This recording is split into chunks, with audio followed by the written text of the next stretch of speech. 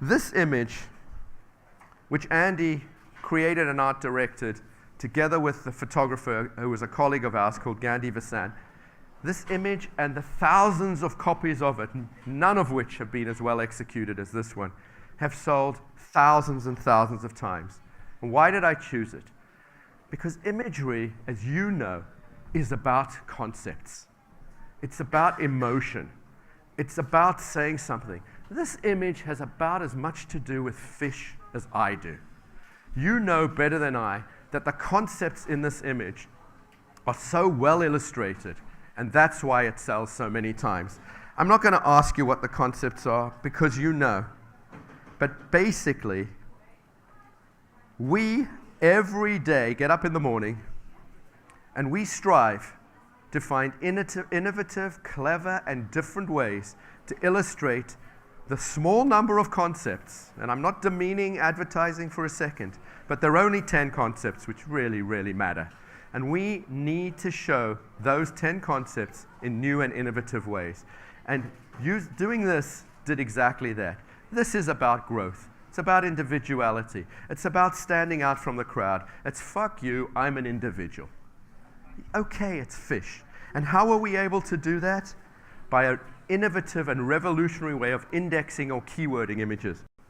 We were the first company to figure out, and now it's standard, nobody even thinks about it, that you can actually use animals to do stuff. Nowadays, we are constantly seeing animals to communicate brands, sell ideas. We were the first people who came up with that idea, that an animal is more than just an animal. This is an image shot by Tim Flack. What's the key to this? This image has about as much to do with a horse as the previous one had to do with fish. By using revolutionary approaches to keywording, we attached concepts to animals. And those concepts were very useful to your industry and others to enable them to tell the story. But I needed to find an image to illustrate what happens and what you're aware of has happened in the last 10 years or so in this industry. In late 2005, we heard about literally 12 guys in a cowshed in Calgary. And those guys had set up a company to take advantage of the power of the crowd. Now, we all know about crowdsourcing now, but this was very, very early days. That company, which is now called iStock by Getty Images, as you can see all around you, came up with a very new and disruptive model. They basically said, everybody's a photographer, everybody.